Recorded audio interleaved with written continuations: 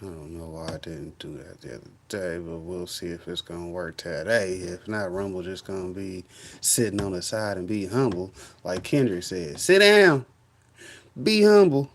Welcome back, hot dogs and donuts. Y'all know what time it is. It's Super Saturday. You know your boy wake up ready to go nuts. Let's see, cut this on Spider Pig. And hit the start to record.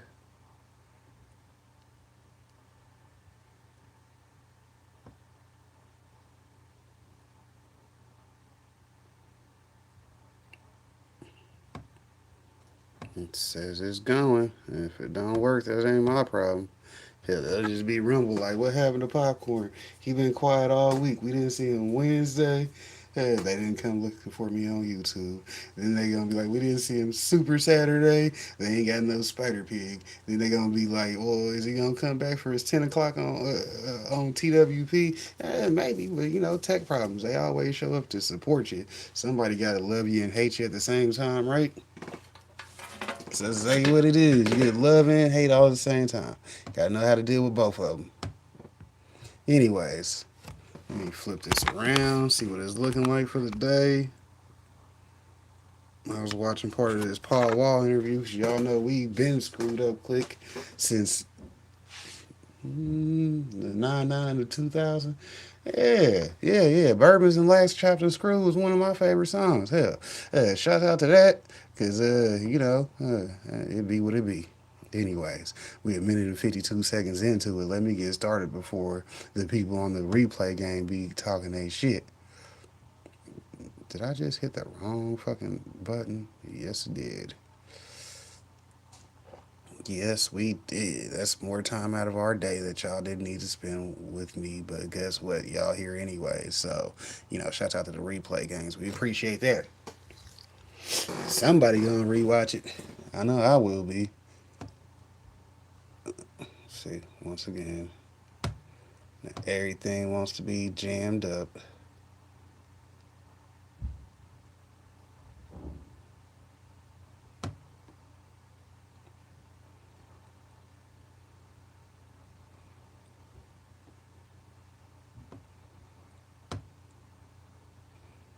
I already edited this playlist, so I ain't gotta double check it. I ain't got to double check it. Yeah, let's go. Fire in the hole. Shout out to my dude Cooking with Love and More, aka Dallas Guns and More. Whichever his channels, bro probably live right now too. Go check him out.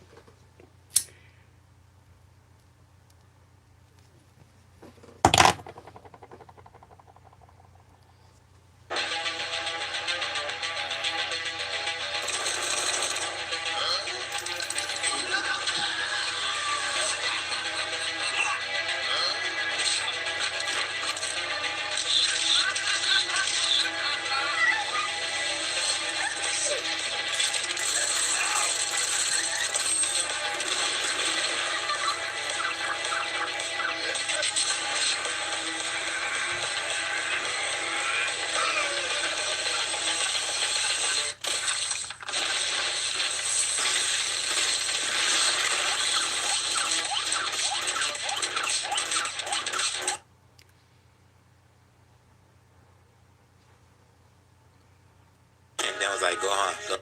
Bro, he did not give him a calm one. The first voice was calm. The face won't. Face card was like, I will punch you right now. He charged up the speech. This nigga said, this is the last time I'm gonna tell you. I bet you that shit like echoed. This nigga Freeze was like, bro, the audacity to believe that I'm gonna let you tell my audience to go home and I didn't let them go home. Frieza said, the on What air up, light Blood is Dragon? still Good to on. see how you This doing. Goku was there.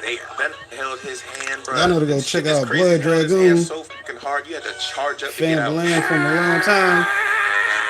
Appreciate you stopping by. He almost broke my shit. Good lord, he was toying with Frieza at first. This nigga blocked a fucking death beam with his chin. That's crazy. Frieza was basically like, I still have more power. Goku was like, I ain't gonna let you do it. No, I'm gonna fuck you up now. Just to turn around and let him do it. And then King Kai was like, what you doing? Goku, can you hear me? Can you hear me? Goku, please, bro, don't do this shit. If you don't answer me, I'm gonna start telling jokes. Knock, knock. Who's there? dumbass saying kill him. He's like, King Kai, if I let him power up all the way and beat him, he'll never come back. That was the wrong answer, by the way, because he comes back like 7 times. He said because he came back 7 times. I mean, Frieza did keep coming back after that. Hell, we waiting on Frieza to come back right now. King Cole, the one who missing in action. Did you wish your father back? After this, he's a comeback king, huh? Exactly. You remember I told you this on an earlier pod. I was like, bro, when Goku let him go 100%, Frieza was mixing his shit up when he got there immediately. Absolutely. I was just like, bro, he beating the shit out of Goku. When he was mixing Goku shit up, he picked him up and threw him and then slammed him on the ground. He hit that nigga so hard the colors changed. That was just Goku going through a fucking concussion. That hit a nigga hard for everything to be purple. Throughout most of that battle, Frieza was getting the upper hand, and it felt like Goku was lacking. I feel like he was just gauging, all right, how much stronger is he now? I'm gonna let him hit me a lot. Meanwhile, Gohan ended up getting Piccolo to the ship. When his mom popped up on that shit, I ain't gonna even lie, I understood the questions Master Roshi was saying because we need answers. Gohan just being disobedient and walking off. No, that was him walking away from like being a fucking child. I got shit I gotta do. Right when that happened and he flew away, I think to look for Bulma, right? Yeah. That's when Frieza was just like, bruh, this shit ain't fair. I'm gonna make it fair. He's like, that's all, folks. Wow! Blue Korra, do you understand how up that is to witness as a mom? Your son flew off and then everything.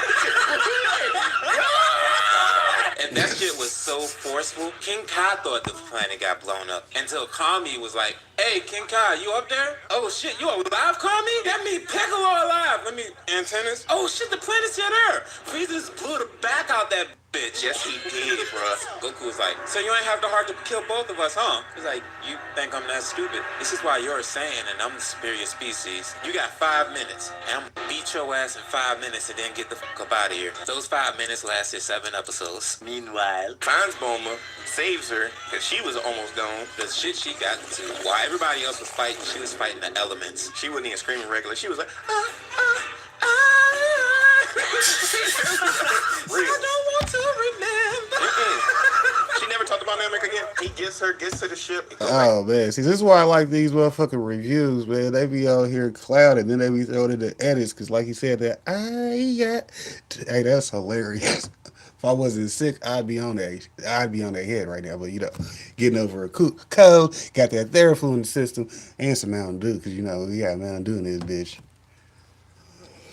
Goku and Frieza thumping, right? Well, Fortnite the best. What up? This nigga Frieza gets mass teleported behind him. Goku was like, nigga, you thought that I didn't see you go behind me? He didn't even say the words Kamehameha. That nigga just went. He just held it. And then he shot the beam, and then Frieza was just flying into that bitch. And pushing it back with just his body. And then, like, Goku used all his energy, and he spin moved off of that shit, ran into Goku into the ground, and then Goku got enveloped in fucking lava. As a kid, I thought he killed him. Absolutely. Because everybody was like, I can't sense Goku anymore. Oh, no, he lost. And that's when Gohan was like, I'm the last Saiyan alive. If I leave this planet, he's coming to Earth. I have to be the sacrifice. For a 5-year-old, that's hard to think that way. Like, Bulma, just go. Somebody has to stop him. Gohan pulls up, like, somebody has to stop you.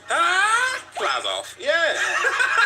He was like, what the fuck is this little nigga doing? No, you're not going nowhere now. You are the last Saiyan. I'm gonna fuck you up. Gohan just kept running. He's like, what the fuck is he? Oh, you think you smart. You stalling until the planet blows up. Got you, I'm gonna beat your ass. Started playing with this nigga. And then he made the grave mistake of saying, he's a beg for your life like your dad did. My dad begged for his life? This nigga went Lord Slug Goku Super Saiyan. Out of Frieza.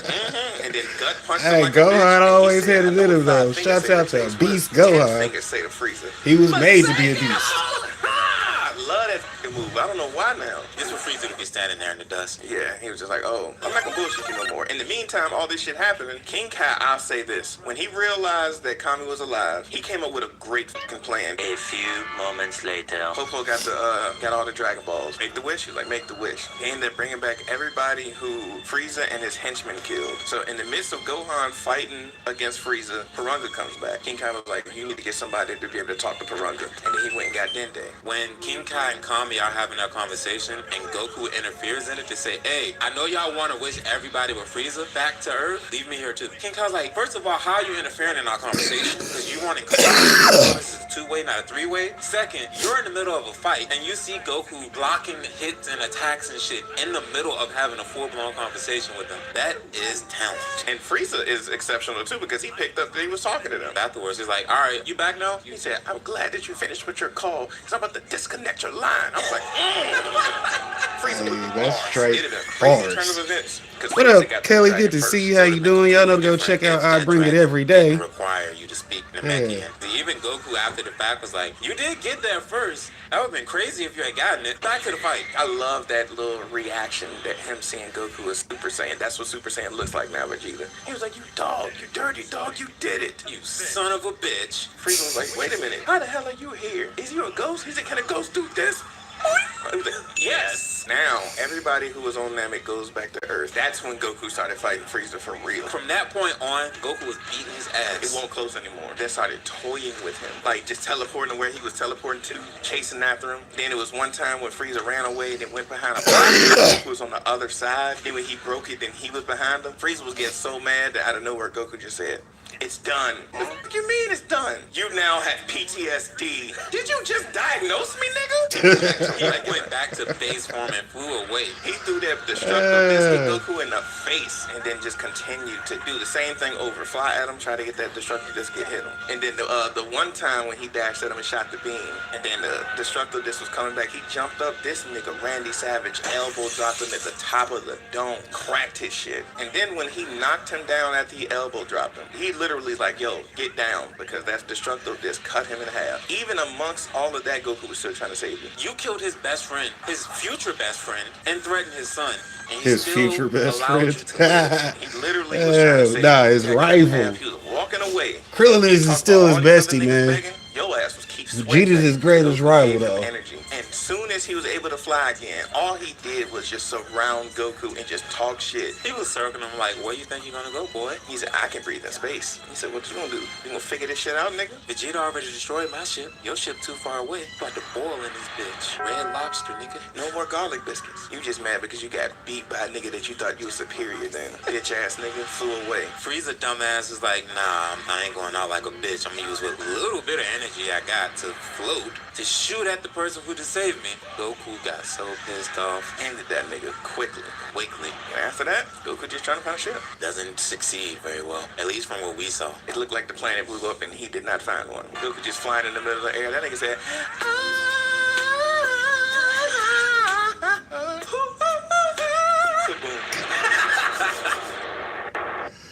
Oh my god, you gotta love those commentaries though, because you know they be coming with it. It was even before, to the point where he could hold up Mount Sumeru on just one shoulder, which basically equaled out to holding up the infinite cosmic sky. On one shoulder. He said, I still got the other shoulder in case I need to switch it over. You know what I mean? If this started to get heavy, switch it on the other shoulder. Reality beyond everything. And that boy Wukong was a motherfucking black myth.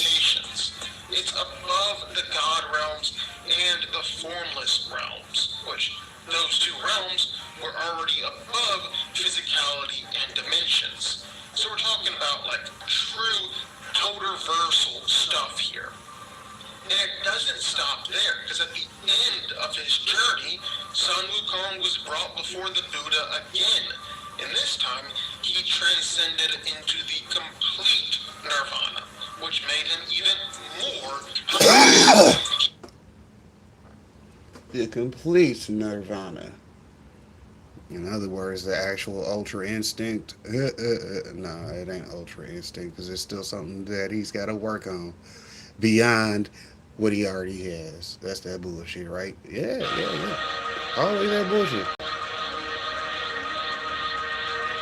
Jesus Christ, really? Don't forget to become a member of Unrelent Gaming's Patreon for exclusive manga content and early access. Isn't that right, Seth? I already joined this Patreon today. Tons of great stuff on there, actually. But did you really have to blow up the city? Yes. Blew up the domino. You blew up the domino, and you're laughing. Do you realize the f***ing crisis here? And you will be next. unless you subscribe, like the video, and turn on notifications right now. Or else what? That was over 30 seconds into the intro. He could have left that fuck bomb in there. He could have left it in there, man. I go, hell, ain't no point in making a video if it ain't monetized, right?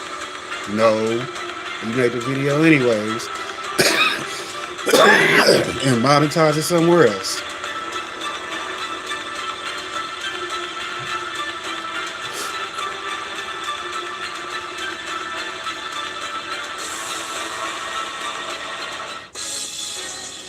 Now, even though the fate of the entire multiverse rests on the shoulders of the Grand Minister, I have no doubt that what he is about to go and face is going to be unlike anything that he has ever experienced before.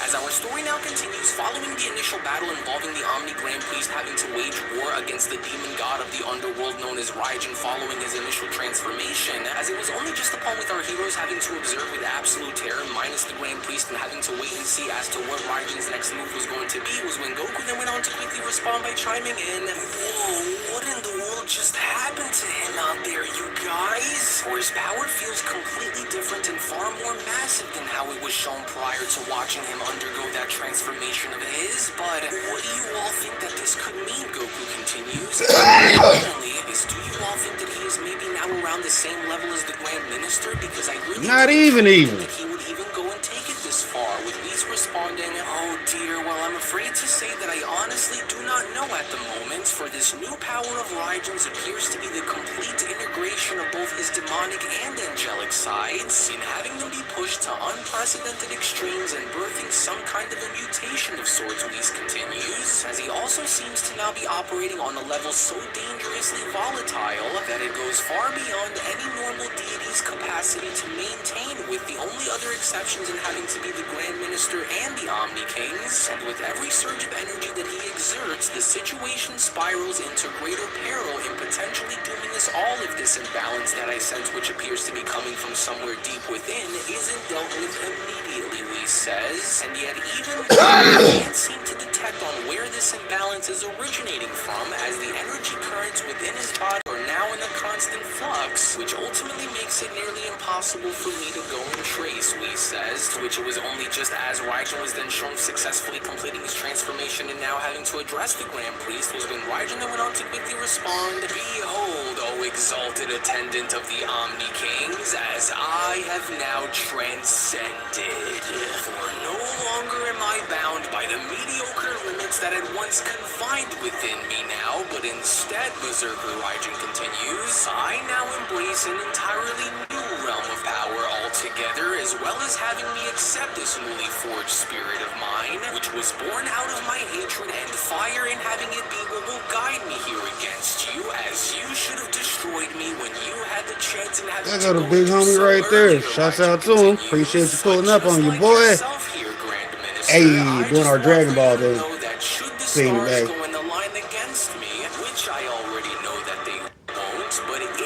Shit, I'm dangerous. I'm the reason other people gotta be safe. Hell, I'm on top of my game. Sick or not, right? Always a plan B, Grand Minister, an enigma of mine so profound that it will only ensure my triumph over you, even if I am to be destroyed,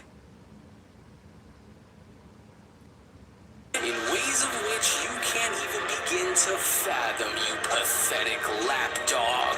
As you may go on to be the ethereal enforcer who governs over the entire multiverse, Raijin continues, but this breakthrough of mine, after shattering my limits, will ultimately be in what will set the new standard here between us, as it is an extremely rare opportunity for two of the most powerful titans across the planes of all life to be shown and having to clash like this. But what do you say that we go into definitely battle from where we had left off, and good to finally see. having I'll to be through that settle our motherfucker here in a minute when I'm history done. here once and for all, as well as finally coming to discover the truth and Give me seeing another as to device which one of us so I can is be in truly chat the strongest and chat at the same time. in the entire cosmos.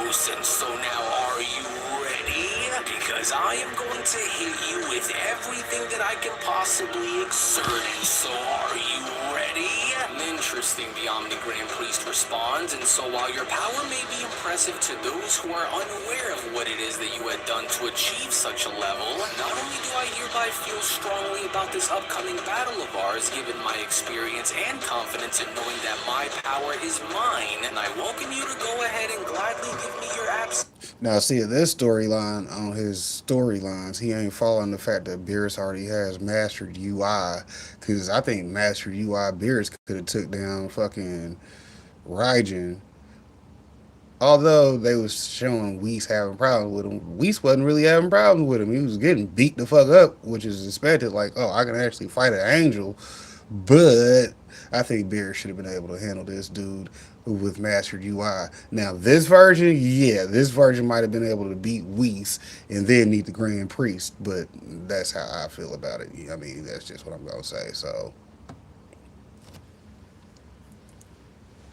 absolute best, because this is going to be the last time that you will ever have the chance to go and prove me wrong about you here, demon, and so now bring it. To which, of course, Raijin did in fact do exactly as the Grand Priest said in having to bring it, because with Raijin then shown having to quickly make his way towards the Omni Grand Minister was when Vegeta went on to then quickly respond, wait a minute, and just what exactly did he mean by what he had mentioned out there when he said that he had some kind of a plan B in case he is to go and definitively lose out there against the Grand Minister? And more importantly, Vegeta continues, is what exactly do you mean by what you said about having to go and sense the source behind this irregular imbalance within him constantly shifting around to where it can't be traced? Because I don't understand as to what it is that you were saying, and so what exactly do you mean? With Whis having to then quickly respond, well, regarding what Raijin meant by having this plan B of his in case he were to go and fail to defeat the Grand Minister during this battle, and I'm afraid I haven't the foggiest idea of what exactly he is plotting, as this could simply imply anything from perhaps maybe another hidden artifact of some kind, to perhaps maybe an ally of some sorts if he hasn't already eliminated the ones that he already had before. However, Whis continues, I do theorize that this may in fact tie directly into the alarming irregularity that I sense coming from deep within him, as we mustn't go and underestimate this demon's ability to subvert and manipulate our expectations, Whis adds, even if he is faced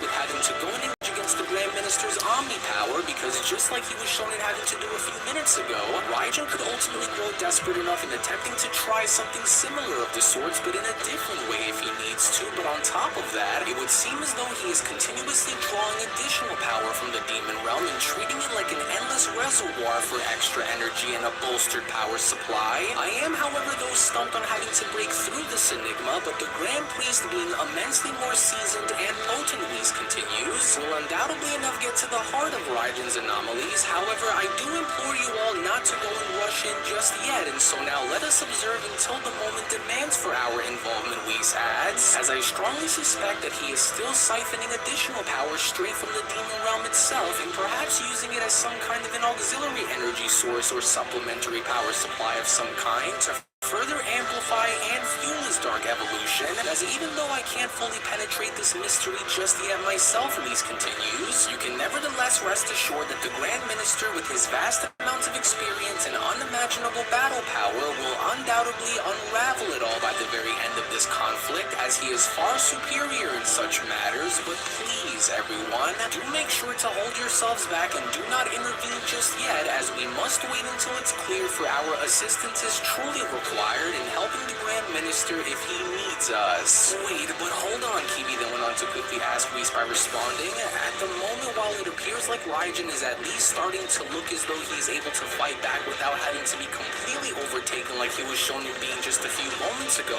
how are we to know if our aid isn't warranted now, Angel? With Whis responding, well, although it's hard to tell at the moment, even though I strongly stand with the Grand Minister in having to still hold the advantage here, despite with Raijin having to seemingly attempt to fight on par with him, very rarely does something like this ever go on to rear its ugly head onto the surface and being something that you will see every day, and for Raijin's destabilizing nature having been something that I'm sure the Grand Minister is already hyperfixated and focused on, Whis continues, we must go on to trust that the Grand Minister can continue to maintain dominance over this demon, and while it's unclear on what exactly is going through each of their heads as they carry on in testing one another's sheer might and willpower by enduring such brutal punishment, unless there is to be something critical that changes, or unless the Grand Priest were to somehow go and approve of our aid, will I only continue to go on to urge you all to stay right where you are and leave this up to the Grand Minister to go and deal with Brohan responding, so tell us then, Whis, is your confidence rooted in knowing that the Grand Minister is still far stronger than this demon currently is? Because unless, of course, there is something more that none of us can happen to go and see out there, Brohan continues, if the Grand Minister is still in fact far stronger, then how come he just doesn't go and destroy this demon right then and there and be done with this, with Whis responding? Same reason why. The same reason why you Saiyans let the other person transform and hit their maximum power, because that's not how the fights go. Just because you want this person beat as soon as possible, don't mean we gonna beat them as soon as possible. Okay, that's what it always goes back down to. Because they just like the Saiyans.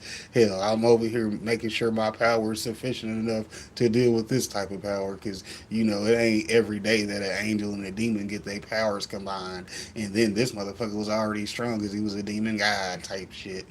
You see what I'm saying? And then he went with a rogue angel at that. You know what I mean? One of the strongest angels to have ever went rogue. I mean, the storyline is there. You'll sit here and talk shit about it all day if you let me.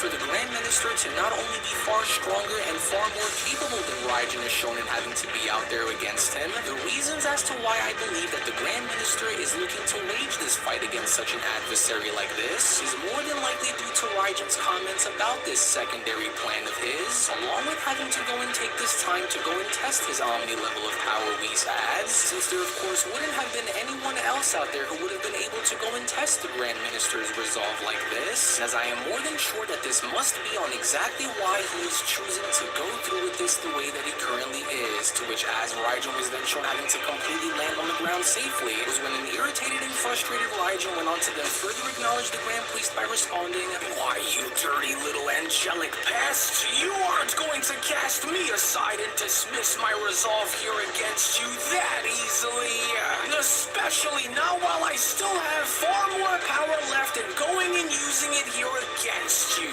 But even despite Raijin's best attempts in having to once again miss the Grand Priest, was when the Grand Priest went on to then quickly respond, "Then if that's how you plan on having to go and continue this here against me, you'll need to go and be far quicker and far more strategic than that if you hope to achieve this goal of yours, which you and I both know isn't going to be achieved here no matter what it is that you try, Raijin." And so now let us go and continue by having you feel every bit of the pain that you have went on to inflict onto so many others, as this was for attempting to go and do away with both myself along with the Omni Kings, the Omni Grand Priest continues, for you will never go and be given a second chance to ever go and do what you tried to do against us like that ever again. And while I intend on having to go and prove to you on why your power pales in comparison to my own, the Grand Priest adds, despite with you having to overexert He does yourself got to them the little point short where you ass have created legs a though. mutation through your will and wanting to see me destroyed, and I will hereby go and skip extinguish leg that day. very fire that burns within that blackened How the soul fuck of did he get yours, his job no if he matter skips how long leg it day? will take in having me go He was and already do short, so it. he don't need much on legs, Is man. that so? Well, not if I have anything to say Damn. about that, you won't, you worthless waste of space. So now here you go, as I want for you to go and take this back. But the Grand Priest wasn't having any of this, because even despite with Raijin being shown having to use a portal in trying to further redirect the Grand Priest attack, with the Grand Priest being shown grabbing onto his own attack before shoving it back through the portal, was when the Grand Priest further went on to acknowledge this sentiment by quickly responding, "As if I'd even give you the chance to go and try it here against me, demon, and so no, I don't think so. And as a matter of fact, since you don't seem to quite understand given your lack of focus whilst being hell-bent on attempting to try and best me, are you beginning to now see how why you that doing? will never happen here, demon? Because if you don't and if you can't seem to quite get it by now, the Grand Priest adds, then allow for me to once again go and prove to you that no matter what it is that you try, whether it's using demonic or angelic techniques against me, none of it will wind up in having to work on me no matter how many times you go and try them. To which it was only just upon with the massive explosion then quickly having to be seen was when Goku then went on to quickly chime back in. Incredible, but I can still sense that Raijin's power isn't showing to increase here, but instead Goku continues, from what I can tell out there, he seems to be rather forcing himself to go and continue to increase his power despite him having to still be the Prime Minister. So it looks as though you are indeed far more of a complex opponent than I ever expected for someone like you to be.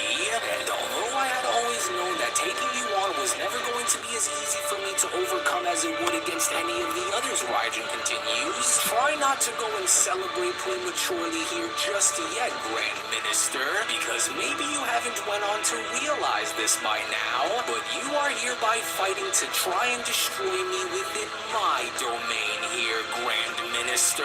And since we are here and having to wage this final battle of ours within my realm, Raijin adds, in allowing for me to go and hold the upper hand here against you by weaponizing this dimension within my favor here, and so, as long as you continue to go on to wage this war here against me within the very ruins of this world that I have carefully forged in preparation for such events, will I only go on to continue to slow you down more and more until I have you right where I need for you to be, Grand Minister. As it was only just then within these very moments now, as the gigantic molten lava from underneath the demon realm was then shown having to completely go on to overtake the Grand Minister, was when Raijin then went on to quickly continue. Ah, the arrogance of the divine attendant shines through once again, you celestial fool. Do you truly believe that your petty maneuvers can keep pace with my demonic ingenuity, Raijin questions, as I shall outmaneuver you at every turn, outperforming your archaic techniques with sheer barbarism, but don't think that I have overlooked that insidious self-healing ability of yours here either, Grand Minister, because my strategy is hereby tailored to go and prevent you from activating it amidst our frenzy, and while you might hold out for the time being, Raijin continues, I can assure you that I won't let you stay ahead of me indefinitely for much longer, and if you assume that clinging on to this title as being the mightiest in all of creation scares me, then you should go and think again, you angelic rodents, as not only can I now go on to see that you can feel pain and be hurt under specific circumstances and conditions when taking a look at what my attack had just caused you here, as even if I must go on to destroy myself in order to ensure that you are no longer a threat that stands within the way of my plans, Raijin says, then I will gladly go and do what I must as long as I'm able to go and watch you suffer, Minister. To which it was only upon with Beerus being shown having to interject himself was when Beerus went on to quickly respond, wait, you can't be serious here now, right? Are those shards of what seemingly appears to be glass or metal of some kind that this beast has flooded the Grand Minister's body with? Because if so, then now looks to be a better time than any other for us to go and jump. You will not hear, Lord Beerus, Whis went on to then quickly respond. So please just trust in what I am telling you, and please just wait here for a little while longer while they continue, Whis says. But Raijin, on the other hand, was not having any of it, because with Raijin quickly shown having to dematerialize just before having to rematerialize behind the Grand Minister was when Raijin went on to quickly respond. So now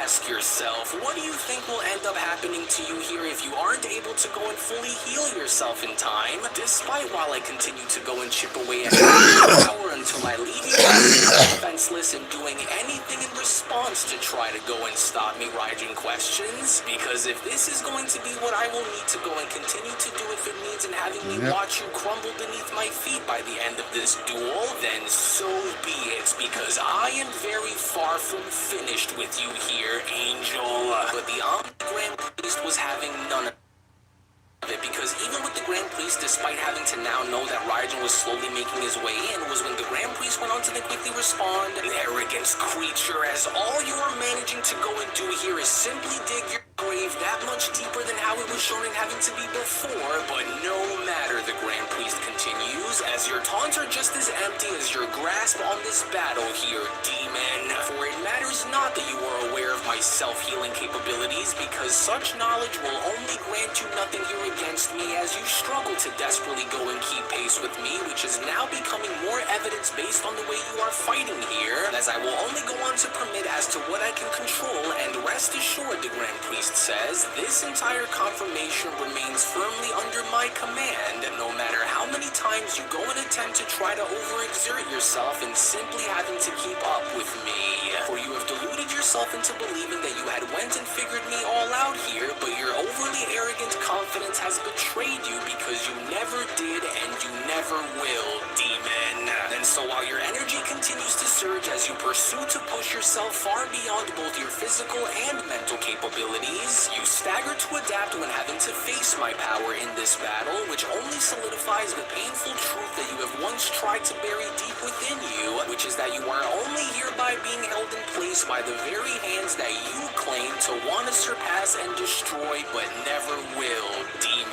You worthless angelic lapdog, you haven't beaten me just yet, and I vow that you never will. But while you think that you may have me all figured out here, Raijin continues upon being shown clenching onto his stomach, you don't have the slightest idea on what you are truly going up against here, as it'll only be a matter of time before you do, and once you do, will it already be far too late for you to go and do anything that will stop me, as it was only right then and there now during that moment where the Beyond Dragon Ball Super Story of the Dark Masters, the official Murno sequel, manga chapter number 55 special, then comes to a close. Well, actually, I'll go ahead and take it from here, as I do want to go as far as to address something very important with our dear viewers at the moment. As before I go and give you the following information, if you aren't already a member of Unreal's Patreon community, then you are truly missing out on so much without you even knowing, because not only is the next episode already on the page, but if you want to support all of the manga content that you see and gain access to tons of exclusives along the way that range from a variety of different things, then we do encourage for you all to become members of our Patreon community today, for we will link everything down within the description box below and pinned comment section as well. Now I will go as far as to say that although with Raijin's berserker form having to prove to be far sturdier than even I had anticipated for it to be, I have no doubt that with his nature starting to rapidly change as I sense a great disturbance come from deep within his very soul, we must not yield our place throughout this battle until the demon has been completely destroyed. And because of this, you do not want to go and miss out on what is about to happen coming up next. So we hope that you all enjoyed today's video. And before you leave, don't forget to give this video a thumbs up by smashing that like button on your way out, as well as also subscribing to Unreal and Gaming's channel for tons of new Dragon Ball content. So with that, we thank you all so much for watching, as we'll be seeing you all again for the next one. Hello. Did you know that you can stay up to date with the latest Dragon Ball content by simply subscribing to Unreal and Gaming? Also, don't forget to follow on these social media platforms, you sexy son of a bitch. Roshi. Silent Cell, me and the fans are having a moment. That's right. I know what you want. Extra long, thick Dragon Ball content. Quality reviews with flawless editing. Yeah, you'd like that, wouldn't you? You dirty bitch. Roshi, the fuck? God damn it, I need them to subscribe, Cell. And we're demonetized. Yeah, screw it. Let's cut to the video. Fucking Roshi's that guy. Or as we call it, the master.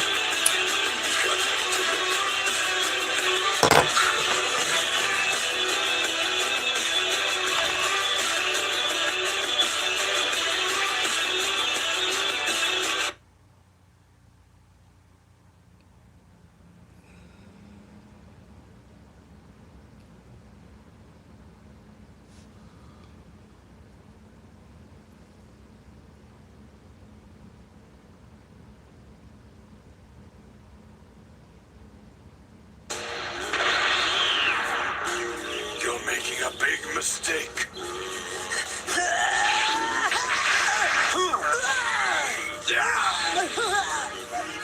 Where do you think you're going?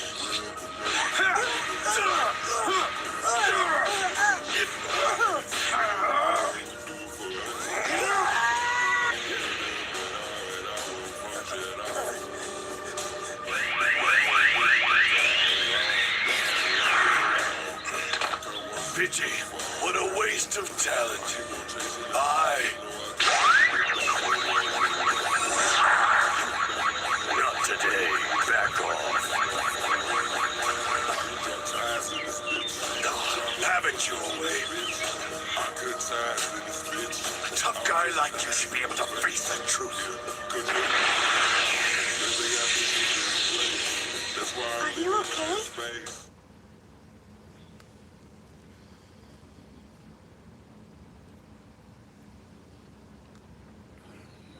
The Dragon Balls are the most important artifact in all of Dragon Ball lore.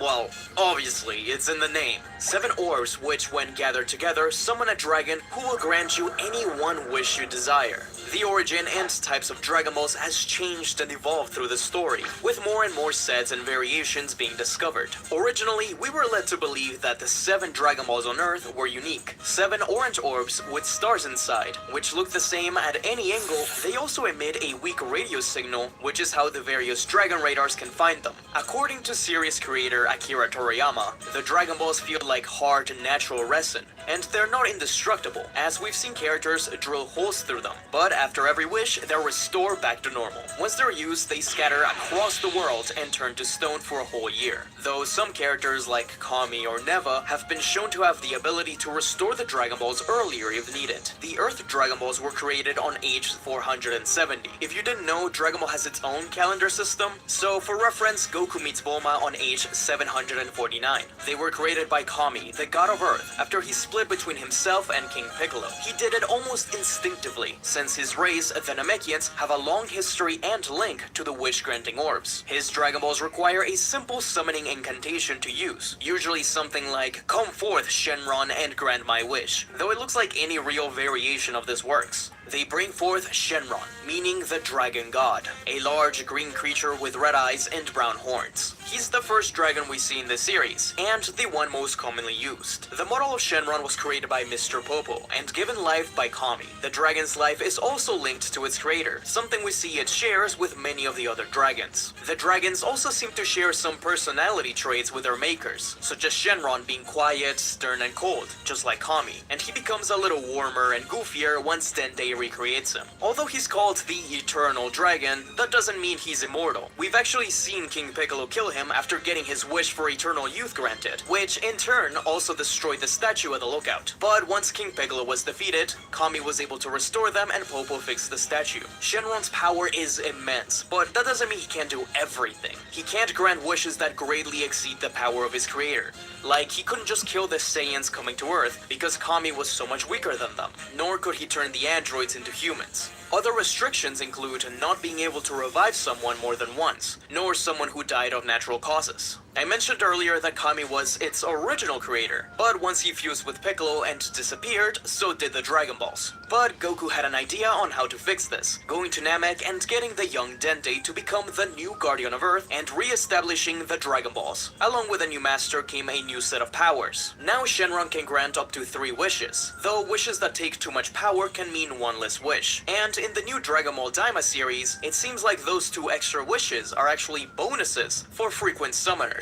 This explains why Sheila in Dragon Ball Super Broly only got 1 wish, while in Resurrection F more than 1 wish was granted, which may seem weird since it was the Frieza Force that used them. But I do want to mention that the Pilaf gang was there, and they were the ones that summoned him. They've actually summoned the dragon a few times at that point, once in the original Dragon Ball and once off screen, when they wished to be kids again. Anyways, this is actually a little weird since in the Buu arc we see Goku dismiss Shenron before using up all 3 wishes, making the time the Dragon Balls are turned to stone much shorter. So if Shenron chooses who gets 3 wishes, shouldn't they also be stone for less time? Or does he just count that 1 wish as a full set? That's a newer rule, so we don't know too much about it just yet. Anyways, he was upgraded once again by Dende in Dragon Ball Super Superhero to make him even more powerful, being able to unlock Piccolo's potential. And we can even see Shenron being a tad sentimental when he gives Piccolo an extra power-up as acknowledgement for their old relationship as creator and creation. The first wish we're ever told about was for its user to become king, though that was 100 years ago. The first proper wish we see is Oolong asking for panties to stop Pilaf from taking over the world, while the most recent one was in Dragon Ball Daima, where Goma wished for the Z-Fighters to be turned to children. It's also worth noting that in Japanese, each of the Dragon Balls has has a Chinese name. We don't really get this in the dub, but in the English manga, for example, you'll see Bulma calling the 5-star Dragon Ball Su Shinchu. In Dragon Ball Online, an MMO which was supervised by Akira Toriyama himself, it was stated that Dende deactivated the Dragon Balls on age 787, at the request of the old Kai, since he saw them as nothing but trouble. However, Dende reactivated them on age 999,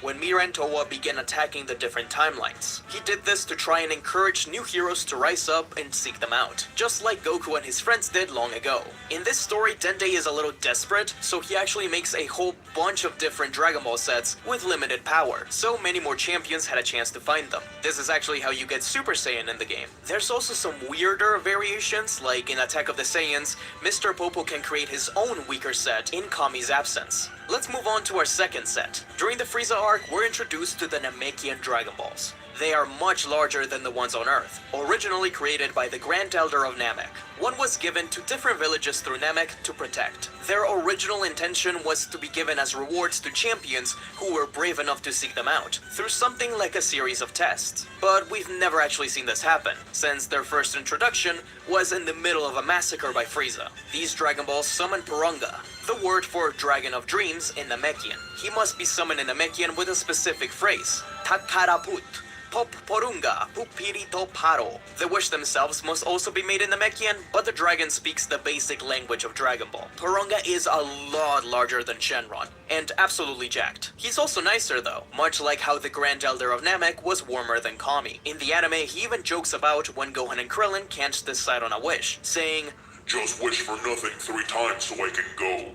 His signature pose is doing the OK sign when granting a wish. He's also more powerful than the first set of Earth Dragon Balls, being able to grant 3 wishes instead of just 1. Though at first, when it came to reviving people, he could only revive 1 person at a time, unlike Shenron who could revive people as a group. These Dragon Balls also turned to stone, but for 1 Namekian year, aka 130 Earthling days. When the Grand Elder died after Namek's destruction, he transferred his power over to Murray, making him the new Grand Elder, and linking him to the Dragon Balls. Murray would go on to upgrade the Dragon Balls sometime before the Borg, making it so they could revive multiple people at once. The first 3 wishes we see them grant is to revive Piccolo, bring him to Namek, and later, after a short period of being stoned, they brought everyone from Namek except for Goku and Frieza back to Earth. And just like Shenron, he does do nice things every now and then, like when he reconstructed Krillin's body as a bonus when they revived him. Fun fact, in the Dragon Ball Super manga, we actually see Goku wishing for King Kai's restored planet, though Porunga only grants 1 wish there for some reason. There is also another set of Namekian Dragon Balls on Universe 6. In fact, Champa explained in Dragon Ball Super that their Namekian Dragon Balls were created by taking small pieces of the Super Dragon Balls, which is likely what the Universe 7 Namekians did as well. Speaking of which, we were told in Z that the Namekian Dragon Balls were the original set, but a lot more information has come out since then. In Dragon Ball Super, we are introduced to the Super Dragon Balls, the real original set. They are 7 massive planet-sized orbs, which are divided between Universe 6 and Universe 7. Their diameter is exactly 37,196.2204 kilometers. According to Zuno, they were created by a being named Zalama, the Dragon God. He created them on year 41 of the Divine Calendar, and the next year, he patented the way in which the stars look the same no matter which angle you look at them from. These Dragon Balls, just like the other 2, can be found with a radar, though Bulma had to create a brand new one to locate them. The dragon that's summoned is just known as Super Shenron. He has a look that resembles more of a European dragon, more so than Shenron's Chinese-inspired design, with a golden color and huge wings. He is by far the largest dragon, eclipsing whole galaxies, but it looks like he can change size depending on where he's summoned, like the Tournament of Power Arena. The first time he is summoned, the Universe 7 team appears within Super Shenron, talking to his inner core. To summon him, just like with the other dragons, an incantation must be chanted.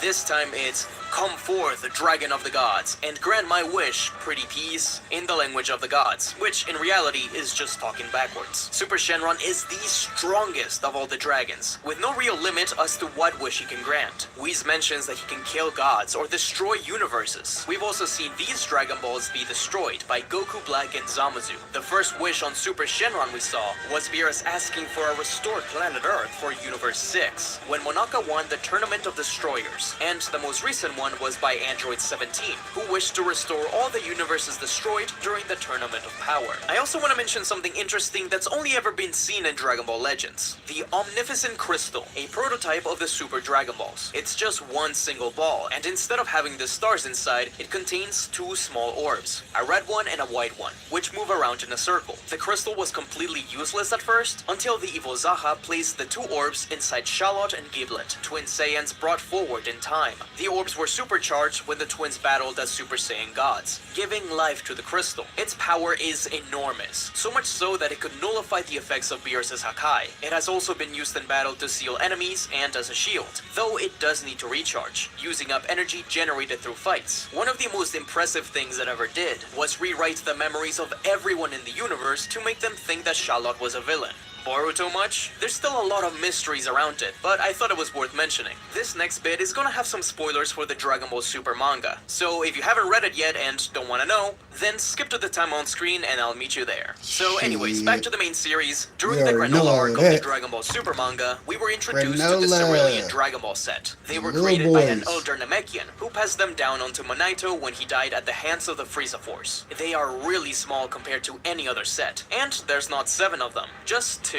They also don't have a period where they're turned into stone, so you can use them right away. But because they're so small, they're also a little harder to find. They summon the dragon Torombo, a blue dragon which looks smaller than the others, and resembles something like an axolotl. The main thing this set is used for is making Granola and Gas the strongest in the universe. However, unlike the other sets, they can grant really powerful wishes, but at a cost. In the case of Gas and Granola, becoming so strong cost them a significant portion of their life. 150 years for Granola, and nearly the entirety of Gas's life by the time he was killed by Frieza. The only other wish we know of was Bardock's wish to have his children thrive, though this is done off-screen and a good portion of the fandom believes that the wish wasn't actually made. Monaito also tried to wish for Bardock to escape, but the Saiyan refused, since he wanted to finish the fight against Gas. This is similar to when Porunga couldn't bring Goku to Earth when he refused to because he was training on Yardrat. In the present, the 1-star Dragon Ball was kept by Monaito, while the 2-star ball was completely lost, until a Sugurian kid found it, causing the Sugurians to research it only for Granola to steal it. In the end, after the defeat of Gas and Elec, Monaito decided to deactivate these Dragon Balls. I also wanted to mention this interview from 2021, where Toyotaro, the writer of the Dragon Ball Super manga, revealed that he is not supposed to be involved in the creation of new Dragon Balls. Only Toriyama himself had the authority to do that, so it was only when he put the idea on the table that they could move forward with a new set. Obviously, since Toriyama has now passed, we will see how that continues. And we're back to the anime stuff. The final set of Dragon Balls introduced in the main continuity is the Demon Realm Dragon Balls, from the newest anime, Dragon Ball Daima. Obviously, it's still going at this point in time, so we have very little information on them. We know they were created by Neva,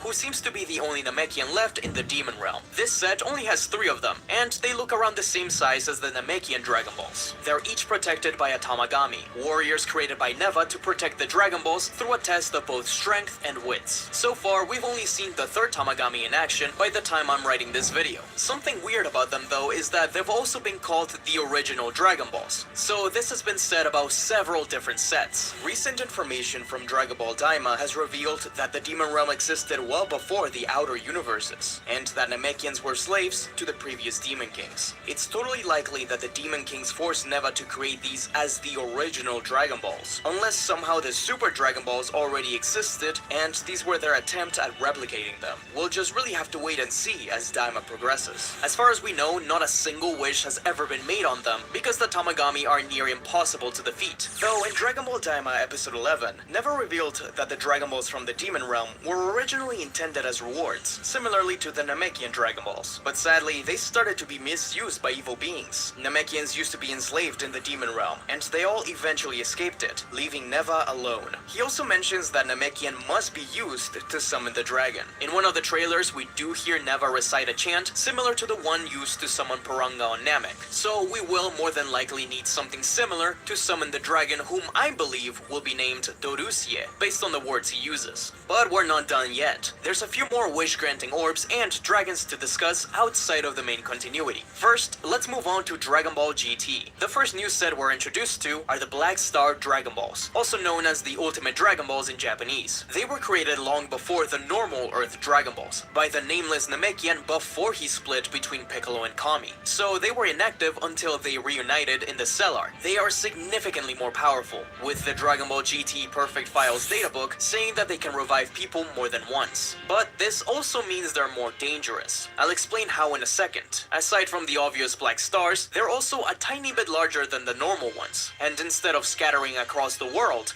they scatter across the galaxies. They use so much power that unless they return to the world where they were used at within a year, that planet just explodes. They also don't turn to stone once they're used. From them comes out Ultimate Shenron, a much larger and much redder version of Shenron. They were hidden away at Kami's lookout due to how dangerous they are, but the Pilaf gang somehow found out about them and accidentally wished for Goku to be turned into a kid. So Goku, Trunks, and Pan go on a hunt across the galaxy to find them. They eventually do return them back home, but sadly baby Vegeta had already corrupted most of Earth at that point, including Dende. So he used them to create a new planet plant in our solar system. Thus, the countdown to destruction never stopped. After baby's defeat, the Z-Fighters evacuated everyone from Earth to New Planet Plant. To ensure that they're never used again, Piccolo sacrificed himself in Earth's explosion, and the Black Star Dragon Balls disappeared forever. Earth is then restored with the Namekian Dragon Balls. I should also mention, just for fun, that in the alternate universe of the Ultimate Tenkaichi Hero mode, Omega Shenron uses them to make Earth into a living hell, and even pollutes Ultimate Shenron with his negative energy. You actually get to beat up Ultimate Shenron in that game,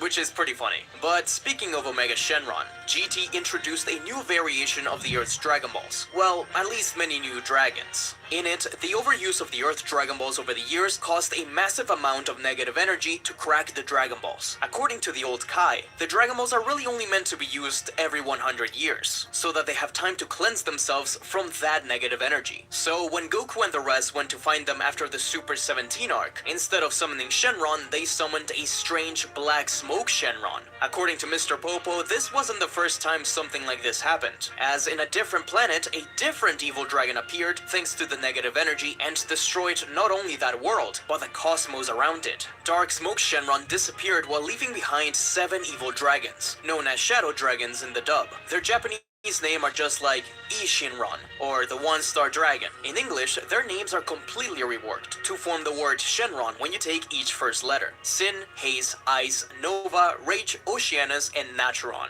These dragons would spread all over the world and pollute the Earth, making for a great environmentalist metaphor. They each also coincide with a specific wish made through the series. Naturon Shenron was created from the wish to bring back those killed the day of the tournament where Majin Vegeta attacked. Oceanus from Oolong's wish for panties, Rage from the wish to revive Goku in the Saiyan arc, Nova from the wish made by King Piccolo for eternal youth, which is kind of interesting since it's the only wish made with evil intentions, yet he's the only righteous dragon. Ice Shenron was made from the wish to revive those killed by King Piccolo. Haze was made from the wish to revive Bora, and finally, Sin was created from the wish to revive those killed by Frieza. Speaking of Sin, the One-Star Dragon also absorbs all the other Dragon Balls to become Omega Shenron. In the end, Goku's Spirit Bomb defeated Omega Shenron and cleansed the world, though this also marked an end for the Dragon Balls on Earth, as Goku leaves with Shenron, with the final wish being to undo the damage done since Hell opened during the Super 17 arc.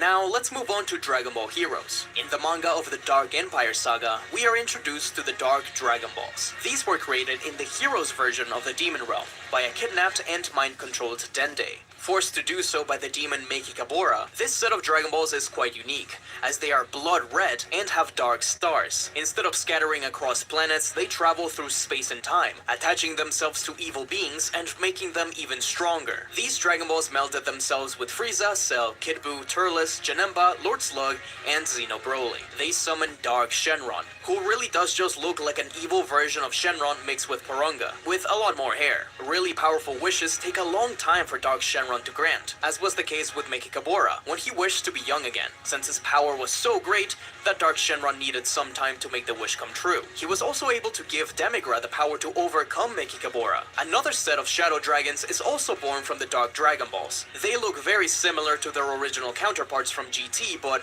more evil. The one-star dragon is even given a More further evil. power-up by Demigra. Heroes is very strange as is, and that continues to the next set of Dragon Balls. This is the special set from the Prison Planet arc. A bunch of different characters were kidnapped by Fu and placed in the prison planet. One ball was given to different prisoners by Fu, who wants them all to have a Dragon Ball free-for-all, to try and gather them to escape out of there. The anime of Heroes doesn't really touch on them at all, they might as well not even be there, but the manga and the game basically uses them as excuses for boss battles, as the heroes go around collecting them. They summon Shenron just like the ones on Earth, and in the end, Majin Ozoto is ultimately the one that ends with them. But his wish for an all-powerful body was stopped by clearly the most important character in all of Dragon Ball, Oolong, who wishes for everyone to be freed from the prison planet, and this set of Dragon Balls is never seen again. In this series, we also see a few sets of fake Dragon Balls, like the false Dragon Balls sold at a pawn shop during filler in the Red Ribbon arc, and another set on fake Namek during filler before the Namek arc. These were just illusions created from the memories of Gohan, Krillin, and Bulma by these stranded aliens Laichi and Zakuro. Then there's the live-action Dragon Balls from Dragon Ball Evolution. Yeah, I know, don't throw tomatoes at me, bear with me, we're almost done. They're similar to the normal ones, but the stars are bright yellow instead of red, and they move around in their smoky interior. They also seem to have some sort of link to the user, as Goku has visions of the future when he touches them. Unlike the anime, these Dragon Balls have to be used on a special pedestal in a stone tower. They're only used to revive Master Roshi, who was killed by King Piccolo. These Dragon Balls do summon Shenron, pronounced Shenlong here, like in the original Japanese, but instead of being a physical dragon, he seems more like a ghostly apparition, much smaller than the one in the manga, with not much color and much more Western looking. Honestly, all of that could be used to describe the movie itself. There's of course been other different minor sets. For example, there's a set in a Latino stage adaptation of Dragon Ball. This was officially made, and this Shenron has a link to Goku. He knows everything about the Saiyans and tells him that he's the son of Bardock. It's really weird. If you want to find out more, I have a video all about it. There's also something known as a Mashenlong. His name is Mr. Poco Poco, who looks like a fusion of Parunga and Mr. Popo. He was created by evil Namekians in Dragon Ball Online. He's bipedal, so he moves around as we would, and doesn't seem to have an actual set of Dragon Balls. He's in charge of harvesting ki, but information of weird characters like this is a lot harder to find. And that's pretty much everything. That was every set of Dragon Balls and every dragon to go along with it. Of course, Dragon Ball Daima is still ongoing, so I'm going to have to update this eventually. I hope you guys enjoyed. Be sure to mafuba that subscribe button, and if you're looking for more fun Dragon Ball lore videos, be sure to check out my video on every Saiyan that survived the destruction of Planet Vegeta.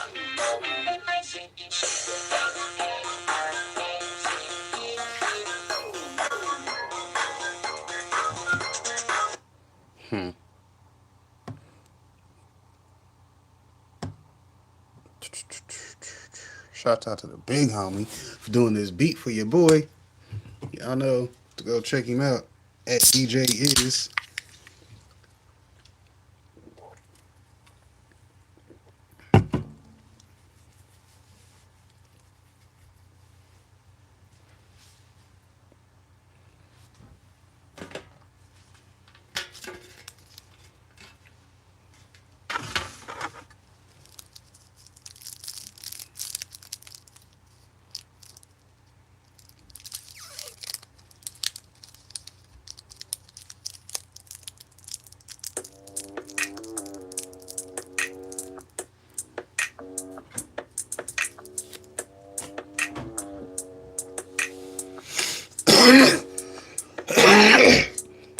Remember me when you're far away. I'll always have a place for you to stay.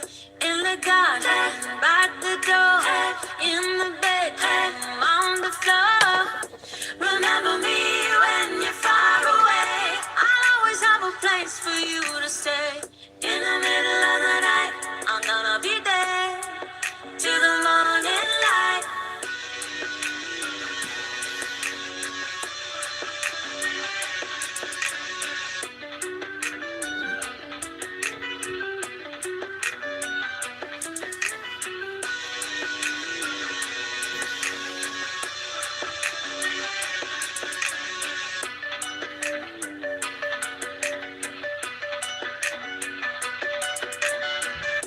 Remember me when you're far away. I'll always have a place for you to stay.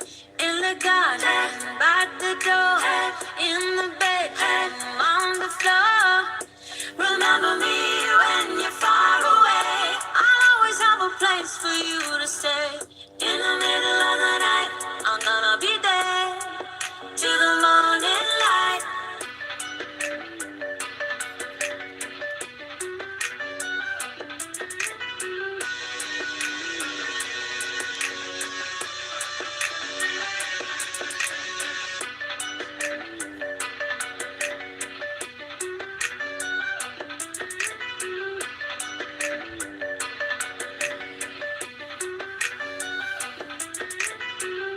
Remember me when you're far away. I'll always have a place for you to stay. In the garden, by the door.